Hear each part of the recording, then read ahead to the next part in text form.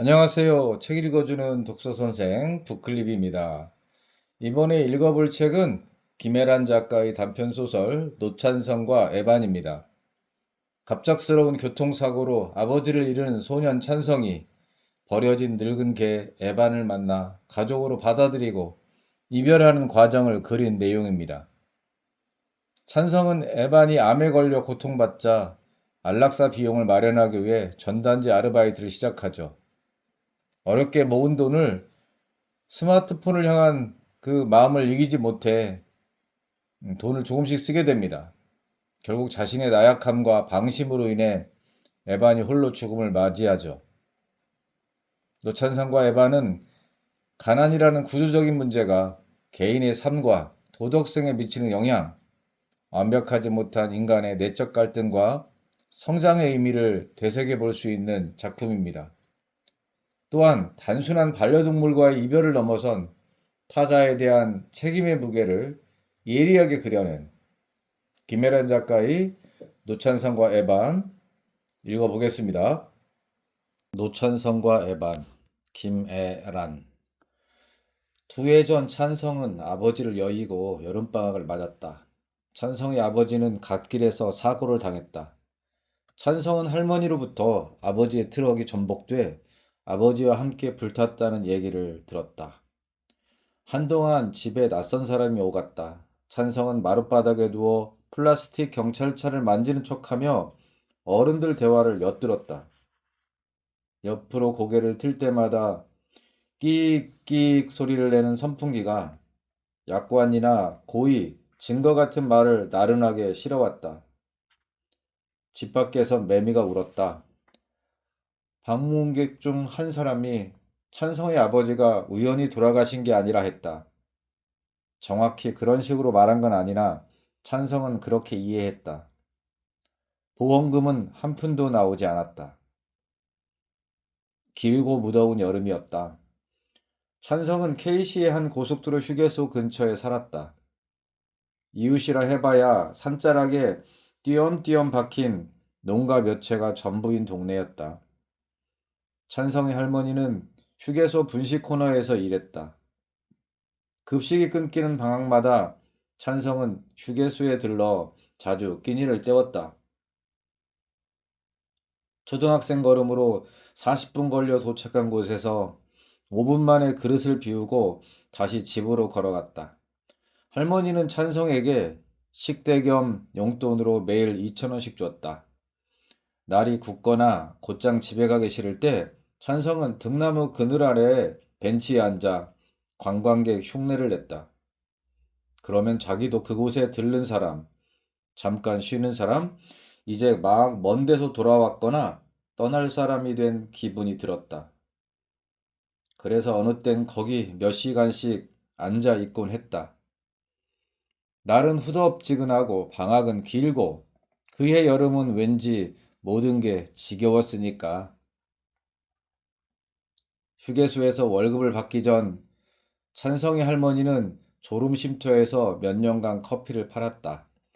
갓길을 확장한 형태의 주차 공간에 이동식 화장실과 녹슨 운동기구가 놓인 곳이었다. 연일 계속되는 폭우로 도로에 물 안개가 일고 황사가 눈을 가려도 할머니는 늘 같은 자리에 앉아 손님을 기다렸다. 그 시절 찬성은 인생의 중요한 교훈을 몇 가지 깨달았는데 돈을 벌기 위해선 인내심이 필요하다는 것과 그 인내가 무언가를 꼭 보상해주진 않는다는 점이었다. 찬성은 그곳에서 새소리와 바람소리, 자동차 배기가스와 어른들의 하품을 먹고 자랐다. 환한 대낮 차 안에서 일제히 잠든 이들은 모두 피로에 학살당한 것처럼 보였다. 혹은 졸음쉼터 자체가 자동차 묘지 같았다. 찬성이 떼를 쓰거나 큰 소리로 울면 할머니는 입술에 손을 대며 무섭게 다그쳤다. 당시 찬성이 맡은 가장 중요한 일은 잘 크는 것도 노는 것도 아닌 어른들의 잠을 깨우지 않는 거였다. 저물역 지평선 너머 끝없이 펼쳐진 아스팔트 위로 붉은 빛이 번지면 할머니는 스스로 하루 노고를 치하하듯 담배를 꺼내 물었다. 능숙한 폼으로 고개 숙여 담배에 불을 붙인 뒤 주여 저를 용서하소서 했다. 할머니 용서가 뭐야? 아이스박스 캐리어 옆에서 흙장난을 치던 찬성이 물었다. 없던 일로 하자는 거야. 할머니는 대답 대신 볼 우물이 깊게 패게 담배를 빨았다. 담배 연기가 질 나쁜 소문처럼 순식간에 폐속을 장악해 나가는 느낌을 만끽했다. 그 소문이 최초의 부자인 양 약간의 죄책감과 즐거움을 갖고서 했다. 아님, 잊어달라는 거야. 찬성이 채근하자 할머니는 강마른 손가락으로 담뱃재를 바닥에 톡톡 털며 무성의하게 대꾸했다. 그냥 한번 봐달라는 거야. 저녁마다 두 사람은 마당 한쪽에 연결된 수도 앞에서 몸을 씻었다. 손에 비누 거품을 충분히 내서 목덜미와 귓바퀴, 콧구멍 속 매연을 닦아냈다. 할머니는 기미 낀 얼굴에 로션을 찍어 바른 뒤 안방에 두꺼운 요 두 채를 폈다. 그러곤 이불 위에 앉아 그날 번 돈을 세며 아직 초등학교에도 들어가지 않은 찬성에게 물었다. 너 대학에는 안 갈 거지? 그렇지? 찬성이 이불 위에 누워 TV 만화 주제가를 흥얼거리다 답했다. 그게 뭔데? 할머니는 찬성을 지그시 바라보다 그러게 말이다 하고 딴청을 피웠다. 시골밤은 길고 지루했다. 할머니는 전기세를 아낀다며 초저녁부터 집의 모든 불을 끄고 잠자리에 들었다. 찬성은 할머니가 코 고는 소리를 들으며 눈꺼풀이 무거워질 때까지 천장을 바라봤다. 그러다 어느 땐 하도 심심해서 어둠 속에서 혼자 작은 손을 꼬물거려 무언가 만들어냈다. 엄지를 쫑긋 세운 뒤 나머지 손가락을 두 개씩 붙여 제 몸에서 개 한 마리를 불러냈다. 도베르만이나 셰퍼드를 닮은 경비견이었다. 이럴 땐 나도 스마트폰 있으면 좋은데. 찬성은 아버지가 휴대전화 손전등 기능을 이용해 천장에 빛을 쏜 걸 기억했다. 벽에 비친 개 그림자는 그 빛으로 만든 거였다. 찬성이 두 쌍의 손가락을 벌렸다 오므리며 개 짖는 신용을 했다. 빛이 없어 자기 그림자를 갖지 못한 작은 개가 찬성의 손목 아래서 자꾸 소리 없이 짖어댔다. 하루 또 하루가 갔다. 담장밖 개구리 울음은 매미 소리로 다시 귀뚜라미 소리로 바뀌었다. 할머니는 이따금 찬성 뺨에 볼을 비비며 우리 강아지라 했다. 평소 스킨십에 인색한 할머니의 포옹이 어색하고 반가워 찬성은 애매하게 웃었다. 우리 강아지 얼른 자라라. 어서 커서 할머니한테 효도해야지. 잠이 오지 않을 땐 찬성은 어둠 속 빈 벽을 바라보며 자주 잡생각에 빠졌다. 그럴 땐 종종 할머니가 일러준 용서라는 말이 떠올랐다. 없던 일이 될 수 없고 잊을 수도 없는 일은 나중에 어떻게 되나? 그런 건 모두 어디로 가나? 하나님은 어째서 할머니를 자꾸 봐주나? 둘이 친한가 하고 한 해 또 한 해가 갔다. 할머니는 졸음 쉼터에서 휴게소로 일터를 옮겼고 찬성 또한 훌쩍 자라 아무 데서나 울지 않는 소년이 됐다. 그렇지만 그렇다 한들 아버지가 돌아가셨을 때 울지 않을 도리가 없는 10살이 됐다. 찬성이 그 개와 처음 만난 건 아버지를 여의고 한 달쯤 지나서였다. 찬성은 할머니가 일하는 고속도로 휴게소에서 그 개를 봤다. 개는 남자 화장실 옆 화단의 철제 울타리에 묶여 있었다. 여러 피가 섞여 정확히 어떤 종이라 말하기 어려운 작고 휜 개였다. 개는 네 발로 꼿꼿이 선 채 도로 끝 한 점을 뚫어져라 응시했다. 마치 그러면 자신에게 일어난 일을 이해할 수 있기는 한 듯 철제 울타리와 개 사이의 목줄이 끊어질 듯 팽팽했다. 찬성은 개를 슬쩍 한번 쳐다본 뒤 그 앞을 무심히 지나쳤다. 그리고 할머니가 일하는 분식 코너로 점심을 먹으러 갔다. 같은 날 저녁 찬성은 휴게소 한 패스트푸드 가게에서 여름방학 특가 상품으로 나온 주니어 세트를 먹었다. 하루에 2번이나 휴게소에 오는 일은 드문데 찬성에게 갑자기 심부름을 시킨 할머니가 미안해하며 사준 거였다. 찬성은 햄버거를 다 먹은 뒤 콜라가 담긴 종이컵을 들고 밖으로 나왔다. 그러곤 통나무 벤치로 가다 낮에 본 흰 개가 여전히 화단에 묶여 있는 걸 봤다. 개는 반나절 사이 꽤 풀이 죽어 있었다. 깊은 머린 자세로 먼 곳을 보던 모습은 간대었고 시무룩한 얼굴로 귀와 꼬리를 늘어뜨린 채 엎드려 있었다. 검은 눈동자 안에는 주인을 향한 미움이나 원망보다 내가 뭘 잘못한 걸까 하는 질문과 자책이 담겨 있었다. 전에도 찬성은 그런 개를 본 적 있었다. 한밤중 갓길에 버려진 뒤 앞차를 향해 죽어라 달려가던 개들이었다. 적어도 차에 치여 죽지는 말라고 여기 묶어놨나 보다. 찬성은 휴게소에 남겨진 개들이 어디로 가는지 알고 있었다. 운이 나쁠 경우 어떻게 되는지도 안타깝긴 하지만 찬성은 그 개도 어른들의 손에 맡길 생각이었다. 그 전에 찬성이 혀를 내민 채 가쁜 숨을 몰아쉬는 흰개를 내려다봤다. 물이라도 좀 주자. 찬성이 개에게서 시선을 떼지 않은 채 컵에 남은 콜라를 끝까지 쭉 빨아먹었다. 그러곤 플라스틱 뚜껑과 빨대를 휴지통에 버린 뒤 컵에 손을 집어넣었다. 흰 개가 물끄러미 찬성을 올려다봤다. 살짝 경계하는 눈치나 눈에 힘이 없었다. 찬성이 용기 내어 한 걸음 더 다가갔다. 흰 개가 찬성 주위를 빙그르르 돌며 찬성의 몸냄새를 맡았다. 그러고 뭔가 결심한 듯 찬성의 손바닥에 코를 대고 킁킁대다 혀를 내밀어 얼음을 핥았다. 순간 물컹하고 차갑고 뜨뜻미진하고 간지럽고 부드러운 뭔가가 찬성을 훑고 지나갔다. 난생 처음 느껴보는 감각이었다. 찬성이 두 눈을 깜빡였다. 이윽고 개가 얼음을 날름 입에 넣더니 와삭와삭 씹었다. 와사삭 와삭 청량하게 얼음 부서지는 소리가 찬성 귀까지 다 들렸다. 찬성이 자기 손바닥을 가만 내려다봤다. 얼음은 사라지고 손에 엷은 물자국만 남아 있었다. 동시에 찬성의 내면에도 묘한 자국이 생겼는데 찬성은 그게 뭔지 몰랐다.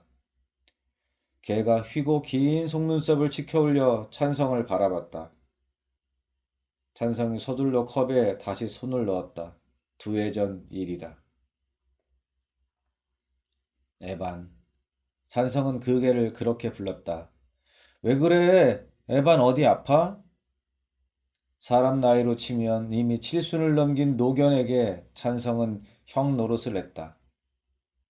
찬성은 어쩐지 에반이 자기보다 오래 산 동생, 살면서 이미 많은 걸 경험한 동생처럼 느껴졌다.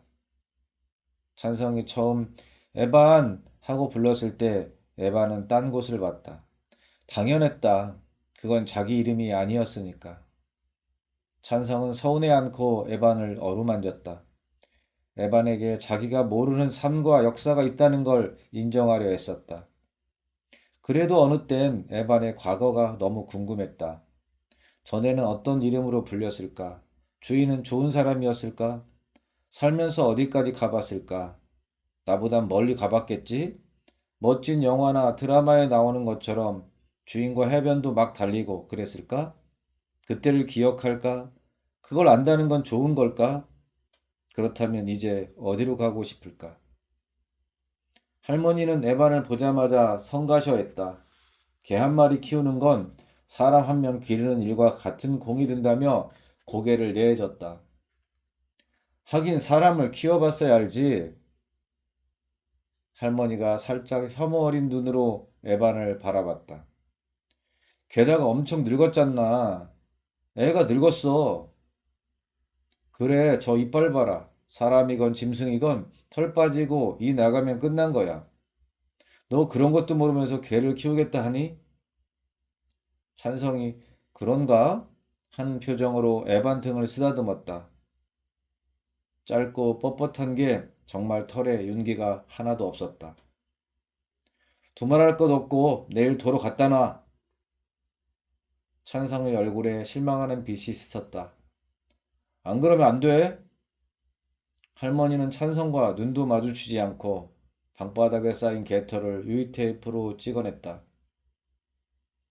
집에 개가 있으면 도둑이 안 들 거야, 할머니. 시끄러. 내가 내 손자 밥도 잘 못 챙겨주는데 이 나이에 개 수발을. 어휴, 똥 오줌은 또 어쩌고. 보드라운 뺨과 맑은 침을 가진 찬성과 달리 할머니는 늙는 게 뭔지 알고 있었다. 늙는다는 건 육체가 점점 액체화되는 걸 뜻했다. 탄력을 잃고 물컹해진 몸 밖으로 땀과 고름, 침과 눈물, 피가 연신 새어나오는 걸 의미했다. 할머니는 집에 늙은 개를 들여 그 과정을 나날이 실감하고 싶지 않았다. 밥은 그냥 우리 먹고 남은 거 주면 되잖아. 응? 할머니가 방바닥에 유리 테이프를 험하게 찍으며 이놈아, 개털 끝이 없네. 구시렁거렸다. 할머니가 꿈쩍 앉자 다급해진 찬성은 결국 어떤 말을 내뱉고 말았는데 그 말을 하고 본인도 깜짝 놀랐다. 그러니까 에반을 자기가 책임지겠다 한 거였다. 태어나 처음 해본 말이었다. 그 즈음 찬성은 자주 악몽에 시달렸다. 할머니가 찬성에게 이제 너도 다 컸으니 혼자 자라며 아버지가 쓰던 방을 내어주고 붙어 있다. 찬성은 매번 비슷한 꿈을 꿨다.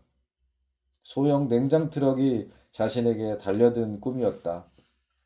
트럭 안에는 털 뽑힌 식용 생닭이 가득 실려 있었다. 트럭은 캄캄한 도로를 질주하다 중앙선 위 찬성을 발견하고 급커브를 했다. 그러곤 곧 중심을 잃고 갓길 아래 낭떠러지로 고꾸라졌다. 절벽 아래서 폭발음과 함께 거대한 불길이 치솟았다. 찬성은 갓길 주변을 초조하게 서성였다. 저기 아직 사람이 있는데 내가 아는 사람 같은데 주위에 모여든 구경꾼들은 어디서 자꾸 맛있는 냄새가 난다고 했다. 찬성이 어른들을 향해 도와달라고 소리쳤다. 그러면 어디선가 할머니가 나타나 입술에 손을 대며 쉿 소리를 냈다. 다정한 목소리로 울지 마라, 울지 마라, 아가 하고 찬성을 다독였다. 네가 울면 손님들이 깨잖니. 에반을 집에 들인 날 찬성은 오랜만에 어떤 꿈도 꾸지 않고 깊이 잤다. 찬성은 에반이 자기를 지켜줬다고 생각했다. 언젠가 에반에게 무슨 일이 생기면 자기도 에반을 꼭 보호해 줘야겠다고 다짐했다. 그 뒤 찬성과 에반은 늘 같이 잤다. 찬성은 누군가와 꼭 껴안고 자는 기분이 어떤 건지 처음 알았다. 에반의 따뜻하고 작은 몸통이 들숨 날숨을 따라 순하게 오르내리는 것만 봐도 평화로운 기분이 들었다. 찬성은 에반의 말랑말랑한 발바닥을 조물락거리며 자주 혼잣말을 했다. 있잖아, 에반. 이것 봐라. 많이 모았지. 3만 원도 넘어. 어디에 쓸 거냐고? 나중에 커서 언젠간 이곳을 떠나게 되면 그때 나도 휴게소에 들러 커피나 한잔 하려고. 에바는 자기 다리에 턱을 괴고 누워 눈꺼풀을 천천히 여닫다 먼저 잠들었다. 그래도 찬성의 수다는 밤새 이어졌다. 너 고륙중이 뭔지 아니? 무슨 선인장 이름 같지? 그런 게 있대. 우리 아빠가 그 병에 걸리지 않았다면 나도 몰랐을 거야. 하루 또 하루가 갔다. 인간 시계로 2년, 개들 시력으로 10년이 흘렀다. 찬성과 에바는 어느새 서로 가장 의지하는 존재가 됐다. 비록 움직임이 굼뜨고 기가 어두웠지만 에바는 여느 개처럼 공놀이와 산책을 좋아했다. 찬성이 보풀하기인 테니스공을 멀리 던지면 에바는 찬성의 눈앞에서 사라졌다 반드시 공과 함께 다시 나타났다. 무언가 제자리에 도로 갖고 오는 건 에반이 잘하는 일 중 하나였다. 찬성은 때로 에반이 자기에게 물어다 주는 게 공이 아닌 다른 것처럼 느껴졌다. 그리고 공인 동시에 공이 아닌 그 무언가가 자신을 변화시켰다는 걸 알았다. 그런데 에반이 요즘 좀 이상했다. 할머니는 밤 10시 넘어 집에 들어왔다. 한 손에 검은 비닐봉지를 들고서 했다. 전자레인지에 돌려 먹어. 찬성이 봉지 안을 들여다봤다. 은박지 사이로 설탕 입힌 통감자가 보였다. 찬성이 퇴근한 할머니 뒤를 졸졸 쫓았다. 할머니, 에반이 좀 이상해. 지금 안 먹을 거면 냉장고에 넣어 두든가. 할머니가 평소 휴대폰을 놓고 다니는 손가방을 안방 바닥에 던지듯 내려놓았다.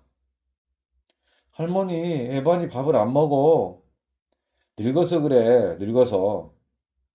있지, 내가 공을 던져도 움직이지 않아. 걷다 자꾸 주저앉고. 늙어서 그렇다니까. 할머니는 모든 게 성가신 듯 팔을 휘저었다. 그러곤 끙 소리를 내며 바닥에 이부자리를 폈다. 저거 봐, 저렇게 자기 다리를 자꾸 핥아. 하루 종일 저래. 아까는 내가 다리를 만졌더니 갑자기 나를 물려고 했어. 할머니가 요에 누우려다 말고 상체를 들어 찬성을 봤다. 아니, 진짜로 문 건 아니고 문은 신용만 했어. 할머니가 눈을 감은 채 이마에 팔을 얹었다. 할머니, 애반 데리고 병원 가봐야 되는 건 아닐까?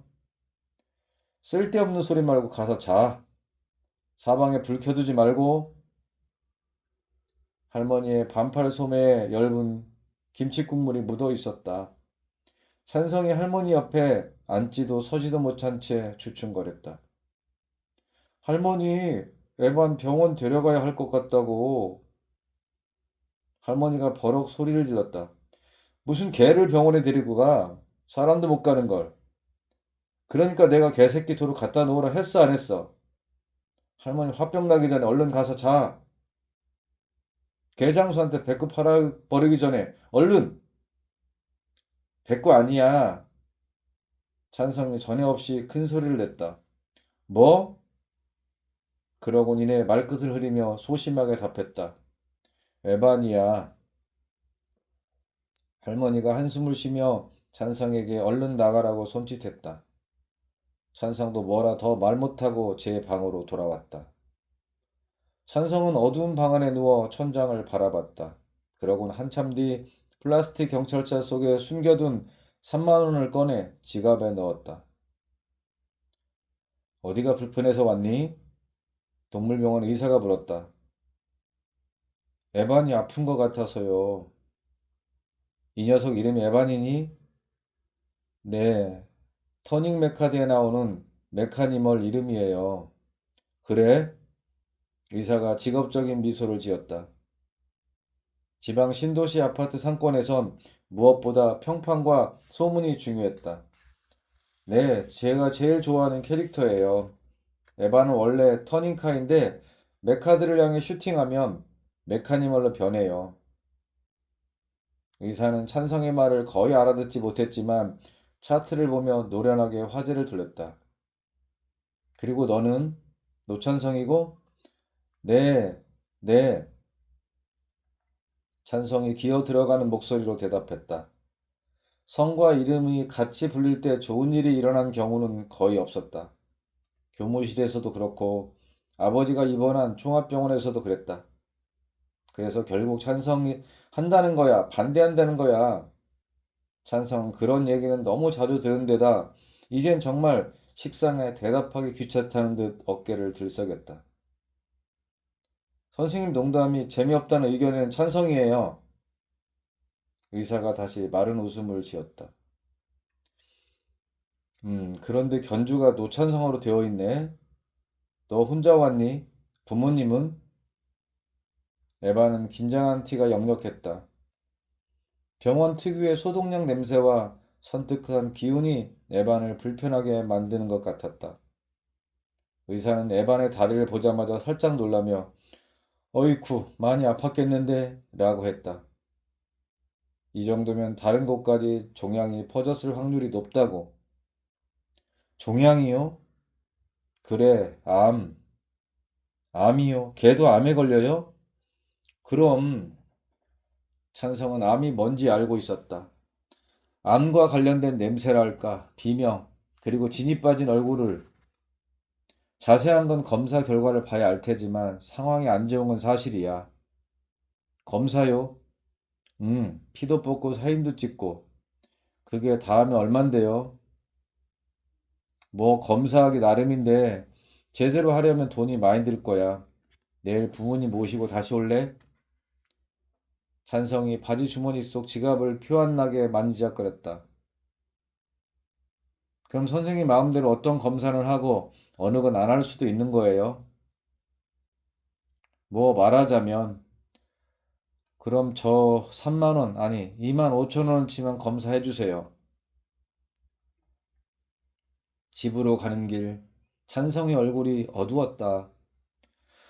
버스 창문 밖으로 8월의 무자비한 초록이 태연하게 일렁이는 게 보였다. 햇빛도 바람도 그대로인데 갑자기 다른 세상에 온 기분이었다. 몇십 분 사이에 같은 풍경이 전혀 달라질 수 있다는 사실이 놀라웠다. 아빠도 그랬을까? 찬성이 고개 숙여 에반을 바라봤다. 에반은 찬성의 무릎에 앉아 미세한 버스 진동을 느끼며 꾸벅 졸고 있었다. 찬성은 의사에게 들은 얘기를 하나하나 되짚었다. 수술을 해도 좋고 안 해도 좋다는 게 무슨 뜻인지 곰곰 생각했다. 이럴 땐 자신이 무얼 하면 좋을지 알 수 없었다. 찬성이 문득 차고 축축한 기운을 느끼고 아래를 살폈다. 자신의 베이지색 반바지에 테니스 공만한 고동색 얼룩이 보였다. 얼룩은 불완전한 모양의 원을 그리며 점점 크게 번졌다. 왜 그래, 에반? 너 안 그랬잖아. 찬성이 에반 귀에 속삭였다. 에반을 나무라기보다 주위에 해명하는 말이었다. 여름이라 버스 안엔 비릿한 지린내가 금방 퍼졌다. 조금만 참을까 하다 찬성은 목적지를 두 정거장이나 남겨두고 버스에서 내렸다. 찬성이 논두길에 에반을 내려놓고 다정하게 말했다. 에반, 조금만 걸어봐. 응? 에반은 땅바닥에 바싹 엎드린 채 꿈쩍하지 않았다. 찬성은 할 수 없이 에반을 가슴에 안고 어스름 땅거미진 논두길을 걸었다. 삼복더위에 개를 안고 걷다 보니 몇 분 만에 티셔츠가 흠뻑 젖었다. 다 왔어. 조금만 참아.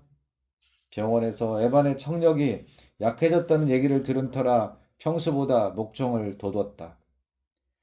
여기저기 머리를 잘 부딪힌다니 시력도 분명 나빠졌을 거라 했다. 문득 안쓰러운 마음이 일어 찬성이 에반의 정수리를 가만 쓰다듬었다. 에반의 입꼬리가 희미하게 올라갔다. 반대로 눈꼬리는 부드럽게 쳐져 사람이 웃는 것처럼 보였다. 찬성이 고개 들어 남은 거리를 살폈다. 미지근한 논물 위로 하루살이떼가 둥글게 뭉쳐 비행했다. 마치 허공에 시간의 물보라가 있는 것 같았다. 곧 에반 밥 먹일 시간이라 찬성이 걸음을 재촉했다. 그날 밤 할머니는 자정 넘어 집에 들어왔다. 할머니는 마루에 올라서자마자 호주머니에서 랩으로 싼 버터구이 오징어를 꺼내 찬성에게 내밀었다. 배꾸 주지 말고 너만 먹어. 주려거든 머리만 떼어주든가. 할머니 술 마셨어?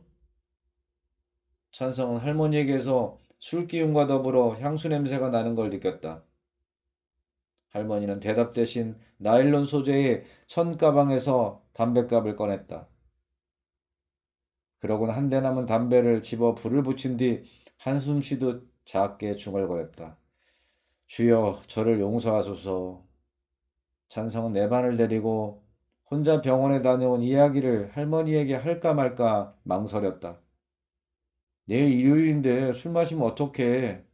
교회 안 가? 어, 왜? 그냥 안 가. 술 누구랑 마셨어? 원로 목사님이랑. 찬성은 원로 목사님이 얼마나 좋은 분인지 할머니에게 수차례 들어 알고 있었다. 아버지의 장례를 도운 사람도, 보험사가 보험금 지급을 거절했을 때 소송을 알아봐 준 이도 할머니가 다니는 교회의 원로 목사님이었다.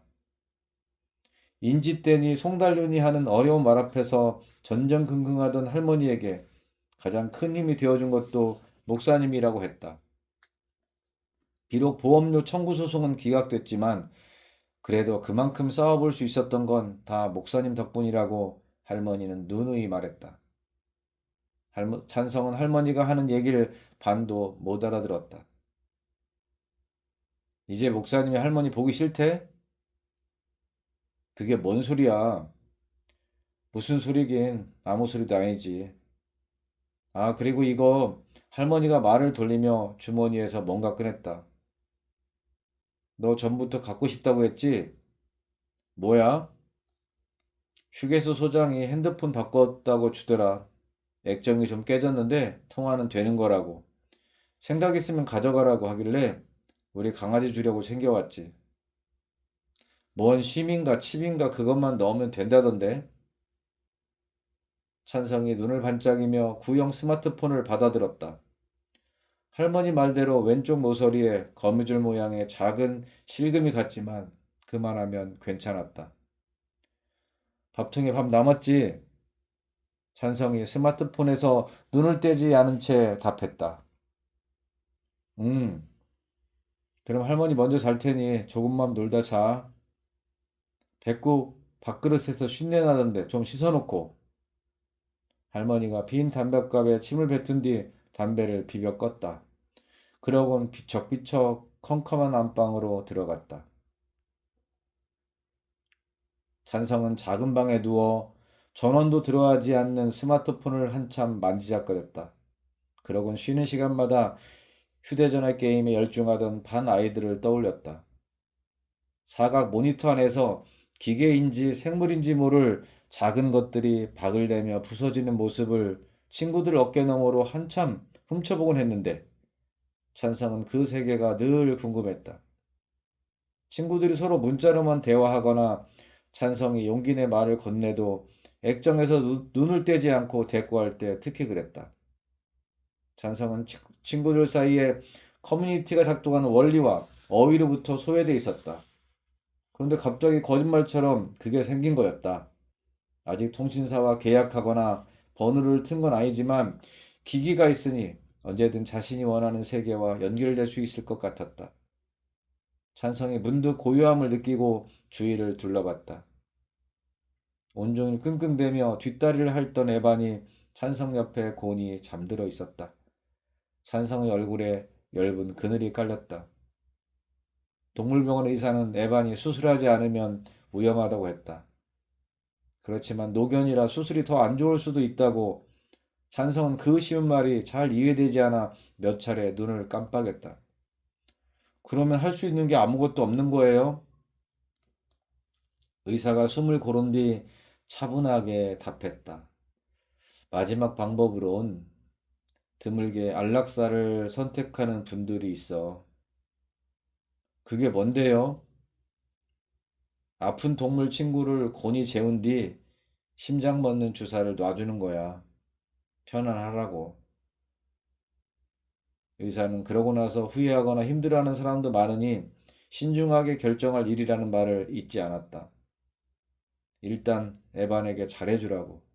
살아 버티는 동안 무척 고통스러울 테니 옆에서 잘 다독여주라고 했다. 그렇지만 찬성은 어떻게 해야 잘 해주는 건지, 에반이 진짜 원하는 게 뭔지 알 수 없었다. 때마침 건너방에서 할머니가 한숨 토하도 아이고 죽어야 모든 고통이 사라지지. 죽어야 근심이 없지. 하나님 나 좀 조용히 데리고 가요 라고 말하는 소리가 들려왔다. 찬성이 몸을 돌려 에반을 뚫어져라 바라봤다. 서로 코가 닿을 정도로 가까운 거리였다. 내가 네 얼굴을 본 시간보다 내가 내 얼굴을 본 시간이 길어. 알고 있니? 에반의 젖은 속눈썹이 미세하게 파들거렸다. 찬성이 에반의 인매, 수염, 콧방울, 눈썹 하나하나를 공들여 바라봤다. 그러자 그 위로 살아 무척 버티는 고통 같은 말들이 어지럽게 포개졌다. 있잖아, 에반. 나는 늘 궁금했어. 죽는 게 나을 정도로 아픈 건 도대체 얼마나 아픈 걸까? 에반, 많이 아프니? 내가 잘 몰라서 미안해. 있잖아, 에반. 만약에 못 참겠으면 나중에 정말 너무너무 힘들면 형한테 꼭 말해. 알았지? 에반이 끙 소리를 냈다. 찬성은 몸을 돌려 바로 누운 뒤 어둠 속 빈 벽을 한참 바라봤다. 찬성은 복도식 아파트의 각 현관에 A4 크기의 종이를 붙였다. 40장 단위로 소분해 모서리마다 미리 유리 테이프를 붙여둔 거였다. 고등부 국어 과외, 과외보다 막강한 1대3 시스템, 소수 정예 그룹, 내신 대비 특별 교재, 기말 성적표가 확 바뀝니다.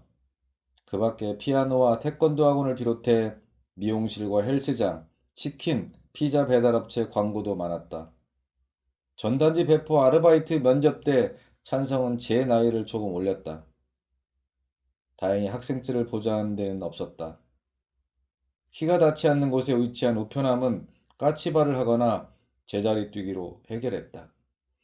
공동 현관 비밀번호가 필요한 신축 아파트는 되도록 피했지만 가끔은 모른 척 입주민 뒤를 따라 들어갔다. 앳된 얼굴에 책가방을 맨 찬성을 의심하는 이는 거의 없었다. 그래도 남의 집 대문에 전단지를 붙이는 중 누군가 풀쑥 문을 열고 나오면 가슴이 쿵쾅거렸다. 할당량은 생각만큼 빨리 줄지 않았다. 엘리베이터가 없는 빌라와 원룸도 많고 사람들은 지나치게 방어적이거나 무심하거나 신경질적이었다. 아르바이트를 시작한 지 하루 만에 찬성은 자기가 전단지 배포를 너무 만만하게 봤다는 걸 깨달았다. 살면서 이렇게 몸쓰는 일로 무리를 해본 적이 없었다. 첫날부터 다리에 알이 베어 계단을 오르내리는 일 자체가 곤욕이었다. 그만두고 싶을 때마다 찬성은 주문처럼 한 장에 20원, 천장 돌리면 2만 원이란 말을 중얼거렸다. 그러면 조금 더 버텨볼 힘이 났다. 며칠간 휴게소에도 들르지 않고 초저녁이면 기절하듯 자는 찬성을 할머니는 별로 수상쩍어 하지 않았다. 그저 딱 한 번, 너 얼굴이 왜 그렇게 탔냐? 묻고 말았을 뿐이다.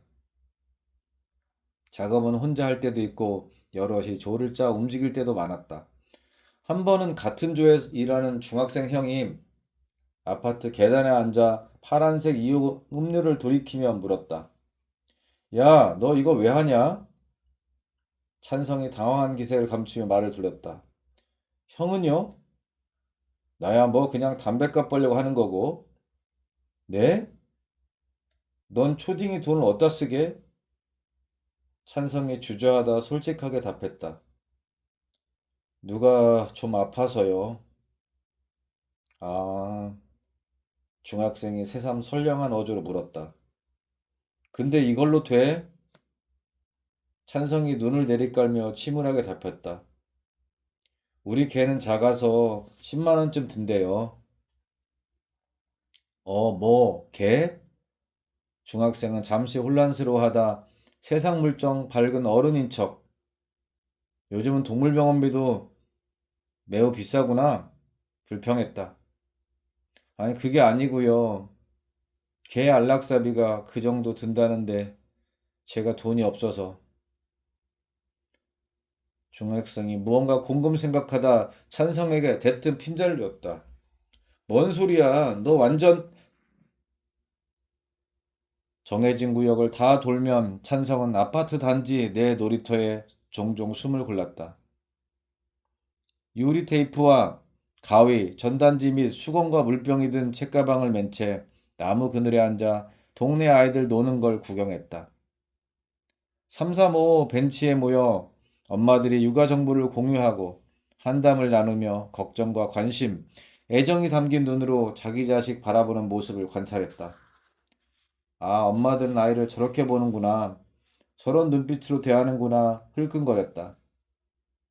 그때마다 찬성은 이상하게 태어나 한 번도 얼굴을 보지 못한 엄마 대신 에반이 떠올랐다. 에반도 이런 데서 산책하면 좋을 텐데. 에반도 저런 간식 주면 흥분할 텐데. 아쉬워했다. 에반은 요즘 찬성이 다가가도 쳐다보지 않았다. 흐릿한 눈으로 멍하니 허공만 응시했다. 찬성이 밥에 날계란을 풀어주고 할머니 몰래 참치 통조림을 얹어줘도 고개를 들리는 날이 많았다. 요새 내가 자꾸 집을 비워 삐진 걸까? 미안한 마음이 들었지만 최대한 돈을 빨리 모으려면 어쩔 수 없었다. 목표한 돈을 다 모은 날 찬성은 마음 위에 엎드려 단순한 산수를 냈다. 일주일간 전단지 5천 장 이상을 돌려 11만 4천원을 벌였다. 살면서 처음 만져보는 돈이었다. 찬성은 구체적인 노동의 대가를 만지며 뜻밖의 긍지와 보람을 느꼈다. 애초 목적과 달리 예상치 못한 성취감에 살짝 어른이 된 기분이 들었다. 마지막 날 너무 지겨운 나머지 전단지 40장 정도를 남의 집 옥상에 몰래 버리고 왔지만 그것 빼곤 정말 죄묻지 않은 돈이었다.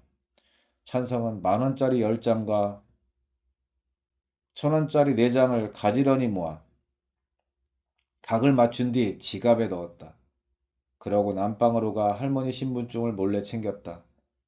안락사 동의서를 작성할 때 어른 신분증이 필요할지도 모른다는 생각에서였다. 다음날 찬성은 평소보다 일찍 일어나 동물병원에 갈 차비를 했다. 할머니는 이미 휴게소로 출근하고 없었다. 마당 한쪽에 연결된 수도에 세숫대야를 놓고 찬성은 에반을 시켰다. 귀에 물이 들어가지 않도록 양쪽 귀를 잘 잡고 몸에 비누 거품을 묻혀 구석구석 닦았다. 그 목욕이 어떤 목욕인지 아는지 모르는지 에바는 어린 찬성 손에 순순히 몸을 맡겼다. 시원해 에반? 혈관이 비쳐 살짝 분홍빛이 도는 에반 귀를 조심스레 문지르며 찬성이 물었다. 나는 너 이런 데도 닦아줘야 하는지 잘 몰랐어. 그래서 의사 선생님한테 좀 혼났어. 그동안 많이 답답했지. 찬성은 옷장에서 가장 단정해 보이는 옷을 꺼내 입었다. 왜 그런지 모르지만 그래야 할 것 같았다. 찬성이 차분한 얼굴로 검은색 반팔 셔츠에 단추를 잠갔다. 그러곤 지갑 속 현금을 한 번 더 확인하고 마루에 걸터 앉아 운동화를 신었다. 가는 길에 일진 형들이라도 만나면 어쩌나 괜한 걱정이 들었다. 찬성이 목욕 후 털이 부풀어 뽀송뽀송해진 에반을 사랑스럽게 바라봤다. 그러곤 에반의 목덜미를 한번 쓰다듬은 뒤 광에서 손수레를 꺼냈다. 오래전 할머니가 졸음 쉼터에서 사용한 아이스박스 캐리어였다. 뽀얗게 먼지가 내려앉은 걸 고무호스로 쏴 물을 뿌려 씻어내고 뚜껑을 분리해 떼어낸 뒤 안에 수건을 깔았다. 그러곤 거기 얼음 대신 에반을 넣었다. 에반 옆에 작은 물그릇과 물통을 넣는 일도 잊지 않았다. 마지막이라고 생각하자 기분이 무척 이상했지만 마지막이라도 도울 수 있어 다행이었다. 오늘 하루 중요한 일을 치른다는 사실에 그리고 모든 걸 오로지 혼자 준비했다는 생각에 찬성은 경건한 긴장감을 느꼈다. 참사랑 동물병원은 아파트 단지 내 편의시설이 밀집한 상가 건물 1층에 있었다. 산뜻한 크림색 외벽에 통유리가 시원하게 달린 신축 병원이었다. 상호가 박힌 노란 간판에 검정색 개 발바닥 도장이 찍혀 있어 전체적으로 다감한 인생을 풍겼다. 유리벽에 붙은 살인 진드기 집중 예방 기간이라든가 강아지를 샀습니다라는 문구가 적힌 인쇄물을 보며 찬성은 왠지 모를 안정과 신뢰를 느꼈다. 다 왔어, 에반. 병원에 들어서기 전 찬성이 뒤를 돌아봤다. 허리 숙여 에반과 눈을 맞추고 싶었지만 마음이 흔들릴 것 같아 꾹 참았다. 한 손에 손수레 손잡이를 잡은 찬성이 반대쪽 어깨에 힘을 실어 병원 유리문을 밀었다. 순간 어떤 힘이 찬성을 바깥으로 확 밀어냈다. 어? 현관의 금속종이 쨍그랑 소리를 냈지만 유리문은 꿈쩍하지 않았다. 찬성이 얼떨떨한 얼굴로 한 발짝 뒤로 물러섰다. 그리고 그때서야 유리문에 붙은 공지문을 발견할 수 있었다. 상중, 주말까지 쉽니다. 찬성은 상중이란 단어의 뜻을 정확히 알지 못했지만 그것이 죽음과 관련된 말이라는 걸 직감적으로 알 수 있었다. 찬성은 묘한 안도감을 느꼈다. 찬성은 상가 주위를 배회하다 인근 아파트 단지 놀이터로 갔다. 전에 전단지를 돌리며 몇 번 와본 곳이었다. 찬성은 등나무 그늘에 앉아 잠시 쉬었다. 아침부터 온종일 긴장한 탓에 피로가 밀려왔다. 아이스박스 속 에반이 잠에서 깨 고개를 들었다. 그러곤 자신을 걱정스레 내려다보고 있는 찬성의 얼굴을 홀깃했다. 몇몇 사내 아이들이 왁자지껄 찬성 앞을 지나갔다. 서로 스마트폰을 들여다보며 저희끼리 뭐라 참견하고 장난치며 웃어댔다. 찬성이 위축된 얼굴로 그 아이들을 바라봤다. 그러곤 자신의 불룩한 바지 주머니를 한번 만진 뒤 자리에서 일어났다. 집으로 가는 길, 찬성은 버스 정류소 근처의 휴대전화 대리점을 지나쳤다. 찬성은 버스를 기다리다 진열장 안에 전시된 최신형 스마트폰을 구경했다. 반짝반짝 검은 보석처럼 빛나는 매끈한 기기 위로 찬성의 얼빠진 얼굴이 비쳤다. 찬성은 그것들이 진심으로 아름답다 느꼈다. 이것 봐, 에반, 멋지다. 찬성이 진열장에서 시선을 돌려 아이스박스 속 에반을 바라봤다. 에반은 공처럼 몸을 둥글게 말아 그 안에 자신의 머리를 묶고 죽은 듯 잠들어 있었다. 찬성은 에반을 한번 쓰다듬은 뒤 바지 주머니에서 구형 휴대전화를 꺼냈다.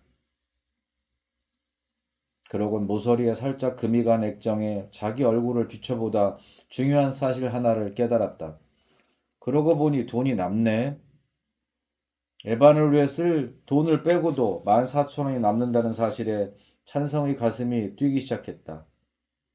잠시 후 집에 가는 버스가 도착했지만 찬성은 버스에 오르는 대신 휴대전화 대리점 유리문을 열어 젖혔다. 처음엔 그냥 유심치 가격이나 물어볼 생각이었다. 그러다 어느 순간 직원 앞에 앉게 되었고 그가 내민 서류에 또박또박 이름을 적어 넣었고 할머니 신분증을 건네고 말았다. 찬성은 자신의 구형 휴대전화에 유심칩을 넣는 직원을 쳐다보다 대리점 유리문 앞에 세워둔 손수레를 돌아보았다.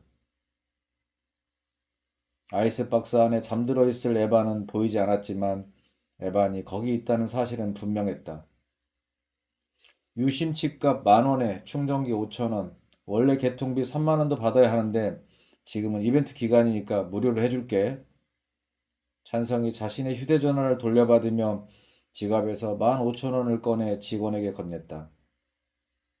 에반 병원비에서 1,000원을 허는 게 조금 찝찝했지만 동물병원이 문을 닫는 기간 동안 용돈을 아끼면 충분히 메울 수 있을 것 같았다. 버스 정류소 앞에서 찬성은 휴대전화 버튼을 수없이 눌러보았다. 실금간 액정 위로 환한 빛이 들어오자 더 이상 자신의 얼굴이 비치지 않았다. 찬성은 휴대전화 카메라 단추를 눌러 발밑에 잠들어 있는 에반의 사진을 처음으로 찍었다. 찰칵 소리와 함께 찬성의 등 뒤로 냉장 들어간 데가 쏜살같이 지나갔다. 에바는 물 한 모금 마시지 않고 조용히 잠만 잤다. 여느 때처럼 보채거나 끙끙대지 않고 자신의 다리를 핥지도 않았다. 찬성은 하루 종일 휴대전화를 만지다 충전하는 동안에만 가끔 에반을 살폈다. 그래 착하다 우리 에반. 찬성은 잠든 에반의 등을 쓰다듬은 뒤 휴대전화를 다시 손에 쥐고 갖가지 애플리케이션을 내려받으며 시간을 보냈다. 전화요금 많이 나오면 다 내 용돈에서 깔 테니까 알아서 해. 할머니가 엄포를 놓아도 소용없었다. 그날 밤 찬성은 이부자리에 누워 오래전 아버지가 그런 것처럼 휴대전화 불빛으로 개 그림자를 만들었다. 에반, 이것 봐. 내가 내 친구들을 불러왔어. 찬성이 소리쳤지만 에반은 미동도 하지 않았다. 에반, 이거 보라니까. 내가 아빠보다 더 잘하는 것 같아. 진짜 개야, 진짜 개. 네 친구들이라니까? 에반은 여전히 아무 반응이 없었다. 이틀 뒤, 점심시간이 끝날 무렵 찬성은 휴게소에 들렀다. 여름 휴가 기간과 주말 연휴가 겹쳐 휴게소 안은 주차 공간이 없을 만큼 사람들로 붐볐다. 할머니는 지친 얼굴로 잔치국수가 담긴 쟁반을 들고 찬성에게 다가왔다. 점심 다른 거 사 먹는다고 돈으로 달라 하더니, 아, 그거 이제 됐어, 할머니. 되다니 뭐가 어제 받은 걸로 해결됐다고. 그러니까 뭐가 해결됐냐고. 아, 있어, 그런 게. 얼른 국수나 줘. 찬성이 호로로 국수를 삼키며 주방 안쪽에서 설거지하는 할머니의 뒷모습을 지켜봤다. 할머니가 허리를 굽혔다 펼 때마다 허리춤 사이로 찬성이 전날 밤 붙여준 하얀 파스가 보였다 사라졌다. 찬성은 식기 반납함에 쟁반을 갖다 놓고 주유수 옆 등나무 벤치로 가 스마트폰을 갖고 돌았다. 자신이 스마트폰 만지는 걸 많은 이들이 봐주길 바랐지만 사람들은 찬성을 신경 쓰지 않았다. 화장실에 가고 금연 표지판 앞에서 담배를 피우고 음료수를 든 채 상대와 짧은 대화를 나누며 다들 자기 일에 몰두했다. 주말 인파에 섞여 찬성은 스마트폰으로 터닝 메카드를 보고 또 봤다. 그러다 문득 자신이 지난 사흘 동안 누군가와 통화해 본 적이 없다는 사실을 깨달았다. 찬성이 아는 번호도, 찬성의 번호를 아는 사람도 없었다. 교무실에 전화 걸어 반 친구들 연락처를 물어볼까 잠시 고민했지만 선생님과 통화해야 한다는 게 내키지 않았다. 아빠가 살아 계셨으면 아빠한테 걸었을 텐데. 오랜 궁리 끝에 찬성이 지갑에서 동물병원 명함을 꺼내들었다. 상중이라 주말까지 쉰다는 말이 생각났지만 찬성은 괜히 한번 병원 전화번호를 눌러보았다. 어쩌면 문을 열었을지도 몰라. 누가 받으면 뭐라고 하지? 휴대전화 너머로 익숙한 연결음이 들렸다. 찬성은 잘못한 것도 없는데 가슴이 뛰었다. 몇 차례 긴 연결음이 이어졌지만 전화를 받는 사람은 없었다. 찬성은 동물병원 쪽에서 전화를 받지 않았다는 사실에 다시 한번 이상한 안도를 느꼈다. 찬성이 지갑 안에 명함을 넣으며 남은 돈을 세어보았다. 10만 3천 원. 에반을 병원에 데려가기에 부족하지 않은 액수였다. 오늘만 지나면 그러면 꼭 다짐하며 일어서는데 찬성 무릎 위에 휴대전화가 아스팔트 보도 위로 툭 떨어졌다. 찬성이 창백해진 얼굴로 황급히 휴대전화를 주워들었다. 그러곤 실금 간 왼쪽 모서리부터 확인했다. 찬성이 거미줄 모양 실금에 손가락을 대고 천천히 문질렀다. 아주 고운 유리가루 입자가 손끝에 묻어났다. 찬성의 눈동자가 심하게 흔들렸다. 집으로 가는 길, 찬성은 한 손을 길게 뻗어 휴대전화를 좌우로 틀며 햇빛에 비춰봤다. 검은 액정 표면에 닿은 빛이 물에 뜬 기름처럼 매끈하게 일렁했다. 더불어 찬성의 가슴에도 작은 만족감이 일었다. 액정에 보호필름에 붙이니 왠지 기계도 새 것처럼 보이고 모서리 쪽 상처도 눈에 덜 띄는 것 같았다. 스스로에게 조금 실망스러운 기분이 들었지만 어쩔 수 없는 상황이었다고 변명했다. 찬성은 구경이나 해볼 마음으로 휴게소 전자용품 매장에 들렀다. 액세서리 양품 진열대 앞에 한참 머물렀다. 그러곤 티끌 하나 없이 투명한 보호필름을 만지며 자기도 모르게 사흘 하고 중얼댔다. 그러니까 사흘 정도는 에반이 기다려주지 않을까 하고 지금껏 잘 견뎌준 것처럼 더도 말고 덜도 말고 딱 사흘만 참아주면 안 될까? 당장 가진 돈과 앞으로 모을 돈을 계산하는 사이 찬성은 어느새 계산대 앞에 서 있었다. 정신을 차리고 보니 지갑 안의 돈이 어느새 9만 5천 원으로 줄어 있었다. 에반이 구슬피 울기 시작한 건 그날 밤이었다. 한 번도 그런 적이 없는데 이상했다. 에반은 하늘을 보며 늑대처럼 긴 울음을 토해냈다. 자다 깜짝 놀란 찬성이 자리에서 일어나 에반 얼굴을 두 손으로 감쌌다. 왜 그래, 에반? 무슨 일이야? 에반이 저항하며 방바닥에 머리를 지지겠다. 자세히 보니 눈 주위에 눈곱이 덕지덕지 끼고 입에서도 심한 악취가 냈다. 순간 찬성이 입과 코를 손으로 틀어막으며 고개를 돌렸다. 아유, 저놈의 개새끼. 안방에서 할머니가 고래고래 소리를 질렀다. 왜 자꾸 재수없게 울어? 아유, 소름 끼쳐. 당장 갖다 버리든가 해야지. 할머니의 비유를 거스르지 않으려 찬성이 에반 대신 목소리를 낮췄다. 에반 미안해. 우리 사흘만 참자. 딱 사흘만. 그때는 형이 꼭 착하지. 조금만 참아. 조금만. 이틀이 지났다. 찬성은 이상한 기척에 잠에서 깼다. 개슴칠에 눈을 떠보니 에반이 자신의 뺨을 핥고 있었다. 두 발을 찬성의 가슴팍에 올리고 마치 작별 인사라도 하듯 양 찬성 얼굴에 자기 머리를 비볐다. 에반이 꼬리를 흔들고 배를 보일 때와 조금 다른 느낌이었다. 찬성은 이상하게 눈물이 나려 했다. 요즘 계속 잠만 자더니 갑자기 어디서 그런 힘이 난 걸까? 혹시 기적적으로 상태가 조금 나아진 걸까? 이렇게 아주 조금씩 좋아지다 보면 예전으로 다시 돌아갈 수 있지 않을까? 가슴속에 부질없는 희망이 컵에 담긴 물마냥 출렁였다. 에바는 더 이상 움직일 힘이 없는지 찬성 옆구리에 머리를 깊숙이 파묻었다. 찬성이 어둠 속에서 잠 묻은 말투로 그래, 그래 하고 속삭였다. 다음날 날이 밝자마자 찬성은 서둘러 시내에 갔다. 오늘 아예 직접 병원에 들러 안락사 동의서를 쓰고 예약까지 하고 올 생각이었다. 그러면 더 이상 마음이 흔들리지 않고 돈을 헐어 쓰는 일도 막을 수 있을 것 같았다. 동물병원에 도착하기 전 찬성은 대형 문구점 앞을 지나다 걸음을 멈췄다. 알록달록 여러 종류의 휴대전화 케이스가 걸린 진열대에서 터닝 메카드 캐릭터가 그려진 상품을 발견하고서였다. 무심코 가격을 살펴보니 34,000원이나 했다. 순간 찬성의 머릿속에 전에 없던 의심이 피어났다. 어쩌면 안락사에 대한 자신이 처음부터 잘못 생각한 게 아닐까 하는 에반의 죽음을 거두는 것보다 에반이 살아있는 동안 조금이라도 의미 있는 시간을 보내는 게 우리 둘 모두에게 좋은 일이 아닐까 싶었다.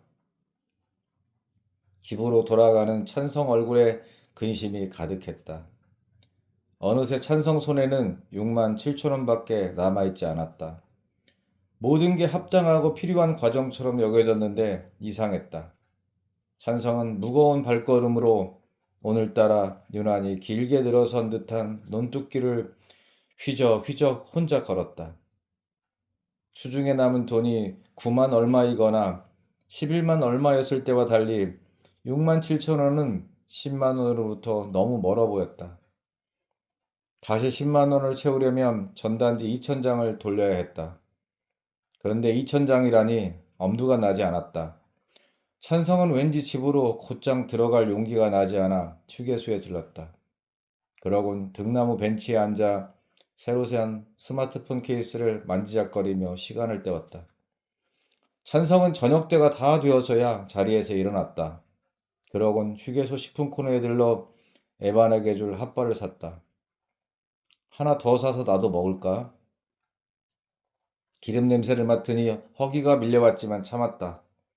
찬성은 본능적으로 이럴 때 작은 금욕과 희생을 감내하고 나면 기분이 나아지리라는 걸 알았다.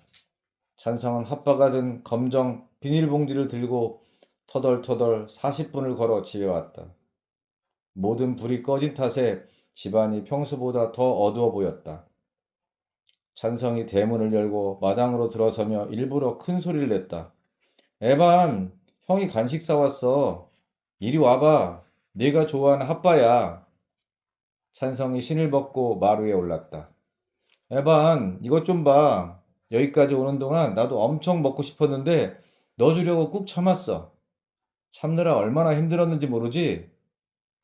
에반이 기뻐할 모습을 상상하며 찬성이 작은 방 문을 활짝 열었다. 그런데 거기 에반이 없었다. 에반! 찬성이 목소리를 높였다. 집 주위가 새삼 섬뜩할 정도로 어둡고 고요했다. 찬성은 자신이 익숙하게 살아온 세계의 우야감을 느꼈다. 에반, 너 어디 있니? 스킵찬 저녁 들판 위로 찬성의 목소리가 희미하게 메아리쳤다. 앞도 잘 안 보일 텐데 다리도 아픈 녀석이 어디로 간 걸까? 에반에게 무슨 일이 생긴 건 아닌지 불안했다. 이럴 줄 알았으면 목줄이라도 묶어 놓을 걸. 에반 몸이 약해졌다고 너무 방심했나 싶었다. 멀리는 못 갔을 거야. 찬성이 휴대전화 손전등 기능을 켠 채 한 발 한 발 수색 범위를 넓혔다. 에반은 작은 개라 발밑을 잘 살펴야 했다. 에반, 장난치지 마. 응? 논바닥에 주저앉아 당장 울고 싶은 마음을 누르며 찬성이 걸음을 재촉했다. 일단 에반을 찾는 게 먼저였다. 찬성이 멀리 불 켜진 고속도로 휴게소를 바라봤다. 자신도 왜 그곳까지 갔는지 알 수 없었다. 어쩌면 그 시간에 갈 수 있는 데가 거기밖에 없어 그랬는지 몰랐다. 아니면 덜컥 겁이나 할머니가 보고 싶었는지도. 찬성이 숨을 고르며 최대한 이성적으로 상황을 판단하려 애썼다. 만일 에반이 혼자 힘으로 어딘가 갔다면 전에 한 번이라도 가본 데일 거라 생각했다. 그리고 그곳은 찬성도 아는 곳일 확률이 높았다.